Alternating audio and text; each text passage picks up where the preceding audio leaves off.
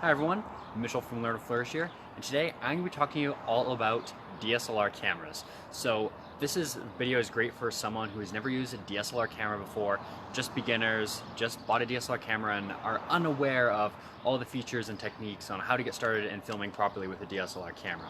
So I'm just going to get started right away with the very first tip is set the camera in manual mode. I know for beginners it might be a little scary to set your camera up to manual, but believe me, the automatic functions usually never ever give you the best results. So once I tell you all these tips and settings for you to adjust in your camera, you'll be able to shoot in manual mode no problem and won't have any fear of accidentally shooting something completely wrong. But yeah, so make sure you set it in manual mode on your camera, and I'll just turn it on here and I'll kind of give you a walkthrough of kind of like the main functions that you should adjust on your camera. So the very first thing we'll talk about is frame rate.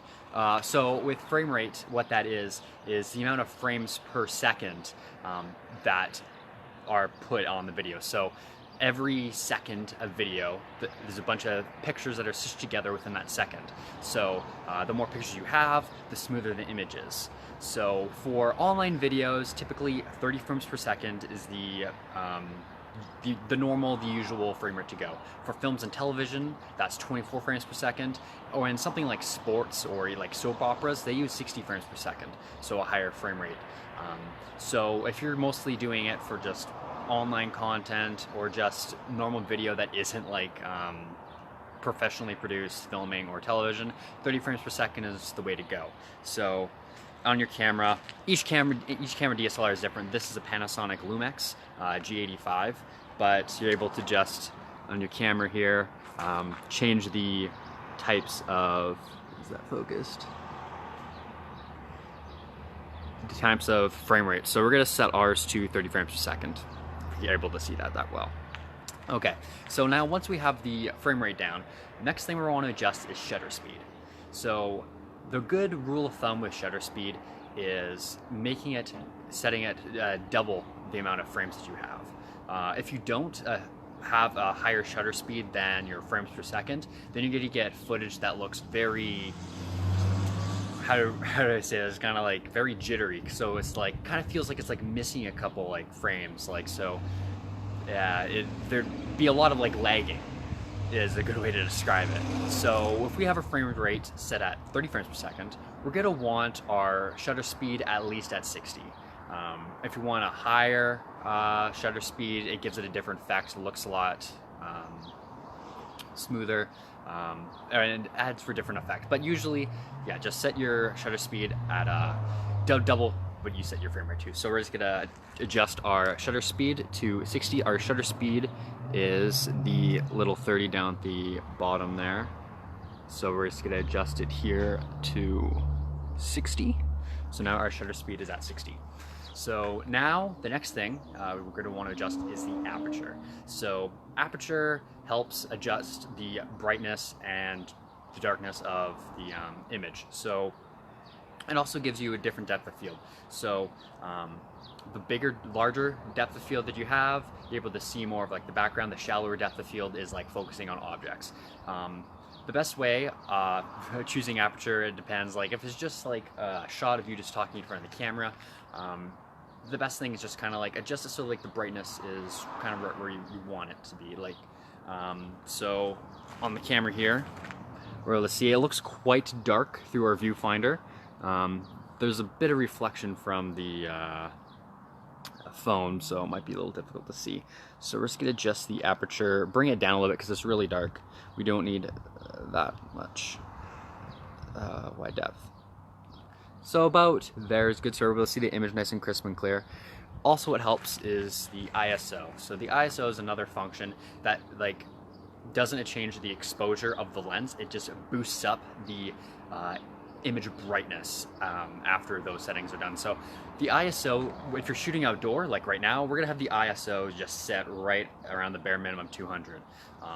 And the more higher you raise it, the brighter the image gets. So if you're filming indoor, around 600 to 800 is a good ISO size to set your camera at.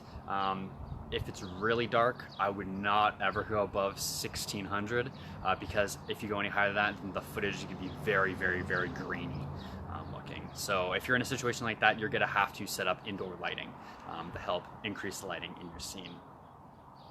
So those are the main functions set on your camera. However, there is one other special thing that is very useful for getting a great image on your camera, and that is white balancing. So what white balancing is each camera has a completely different method of setting your white balance. So what white balance is telling your camera what on the screen is actually seeing, like telling it what is actually supposed to be white. So it kind of color corrects the rest of the image so it understands, okay, now that this is white, I can kind of adjust the rest of the colors so it looks more natural. There's other settings on your camera to help adjust to get better coloring, but I find it's best to kind of shoot a really very flat image because you can do a whole little more color correction in post to really fix and boost up like the saturation and colors and all that later on your editing software. So it's really good just to have a flat image where it doesn't have a high like exposure or shadows. So it's nice and flat. So then later you can go in and do those color corrections. So just set the white balance on your camera so a nice flat clean image that doesn't have really high contrast colors or too shallow, so it's not like super desaturated, so there's still some color there. So yeah, those are the tips that I have on very beginner level DSLR camera tips. So yeah, so just a quick recap. Make sure you set your frame rate around 30 frames per second and set your shutter speed double your frame rate. So set your shutter speed at 60, bit of a tongue twister there, and your aperture, just adjust it on your environment if you want a wide depth of field or a very shallow depth of field, depending on what you're filming. And then your ISO, adjust that accordingly to if you're indoor or outdoor. Have it very low around the 200 mark if you're outdoor and around 600 to 800 if you're indoor. And of course, adjust your white balance so it's a nice, clear, or clean, flat image that doesn't have high contrast colors, so then your footage doesn't, you have more room to play with your footage later in post. So yeah, I hope though that helps. If you have any questions on DSLR cameras, we do have a blog that you can go to. We have talked about much more about DSLR cameras in depth and a bunch of other video equipment like lights and microphones that you can check out. As well as down below in the description, I provided a little equipment list that you can check out for video equipment and just other video editing software that I recommend for beginners for you guys to check out. So hope you learned something in today's video, and I'll see you next week on the next Learn to Flourish Live.